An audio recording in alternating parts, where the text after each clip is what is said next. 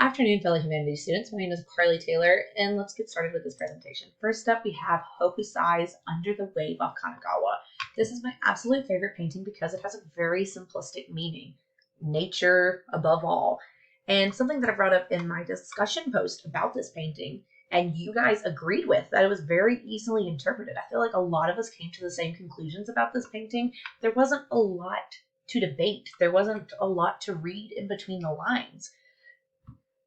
It's a very visually appealing painting as well. The bold choices of coloring and, again, very detailed, that requires you to participate and ponder about it. From the faceless beings bowing as a symbol of respect to the wave, and the boats that seemingly look like they're going to get capsized, to the wave itself dwarfing the mountain in the background. It's currently housed in New York too, which I found that very interesting all in itself. Next up, we have The Creation of Adam. It's another painting that really resonates with me, just knowing its immense size and the skill that went into creating it. I feel like anybody seeing this in person cannot help but look up and be in awe and just be dwarfed by it. Being such a large piece, it has an incredible amount of details, but going back to the skill that was required to create this, everything is so proportional. People struggle on canvas to get proportions correct, and knowing that this takes up an immense amount of space, and the positive of being able to look down on a canvas and see everything mapped out. Michelangelo didn't have that luxury. He was going grid by grid, basically.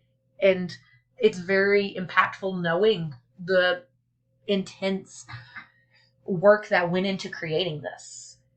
It's also based off of a biblical story of God breathing life into Adam. And for many Christians, it's very impactful to see the story come to life. For me personally, it does make this more personal, and it does make me feel the story a bit better. So I agree with the majority of people that look at this, that it really does tell the story, and it tells it beautifully. Next up, we have Homer's sketch for Hound and the Hunter. It really has an unfinished quality, and this is something that was brought up in our textbooks, and I really agree with it. It's as if an artist only picked this up from time to time to add something else, and the piece was never quite done. It also provides a very detailed glimpse of someone's life. This is just a small moment, but through the painting, it's frozen for us to view and contemplate the deeper meanings. The colors blend seamlessly and beautifully. If you've never worked with watercolor, it's very difficult as a medium, as its flow is different from stroke to stroke. Acrylic and oil are thicker, so an artist has more control of how the paint sits on the paper. Watercolor doesn't provide that same security and exactness, so there's a lot of skill involved making a watercolor painting look good, and I believe Homer did a wonderful job of doing that. Next up, we have the triple portrait of Cardinal Richelieu. I think he did a wonderful job of capturing the cold expression of the cardinal. I think it's a more honest interpretation of clergy members of the time. The color choice of his clothes were bold, and it very much demanded my attention, at least. I felt like I was getting swept up in the wrinkles and folds of his clothes. I was distracted up until I came to start examining his face. From the vein on his forehead to his blank stare, these details really flesh out what it would have been like to stand in his presence. It also seemed like they dressed this guy up a little bit to play a part, to give off this air of elegance. And you can tell just based on his jewelry, and again, the bold choice of clothing. And I feel like the blush really cemented the idea that this guy is wearing makeup to help, again, the illusion of poise and everything in between. His cold stare really does make me ponder like what he's thinking and what the purpose of this painting was. So again, with very intense participation that we see commonly in this time period. Last but finally not least, Vincent van Gogh's self-portrait. I believe this deserved a spot in the top 5 simply because of the unique style. The swirl pattern is something we see very common in Vincent van Gogh's work, and you don't even have to see a signature to know that it's his work.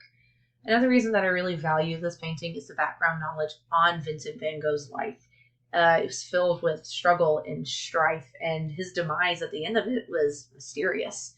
And you really can look into the eyes of this painting and nearly see that struggle, and you feel his struggle. I also, something I brought up in a lot of the other paintings was just immense and excellent skill set that involved to create paintings.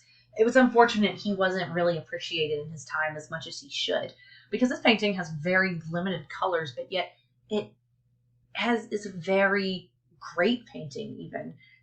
And I really just think it signifies his skill set as a whole. And this is actually in Washington, another painting that's housed in the US, which is, I find that always pretty cool. The question that I chose for this gorgeous painting is, why is the richness of the garden the best locale for the scene? What do the lovers have in common with the garden? So first off, I'm going to start backwards and go forwards. The lovers in common, it's a very whimsical scene. The garden itself looks whimsical. The people here are bright and they're cheery, they're young and they're full of life, just like the garden in the background that's teemed with green and fresh blooms. So something that I read from our textbooks is that this is supposed to be symbolism for swinging back and forth between relationships, and the girl in the middle is a mistress. So having that information, it makes sense why this locale is so important. Just like mistresses in real life, usually kept secluded and enclosed and hidden away from the world. And it seems like they're just in the wall of this forest, and it's enclosing them and keeping their secret to just them. This, unfortunately, is one of my least favorite paintings. Earlier, I mentioned how much I value simplicity and easy to interpret.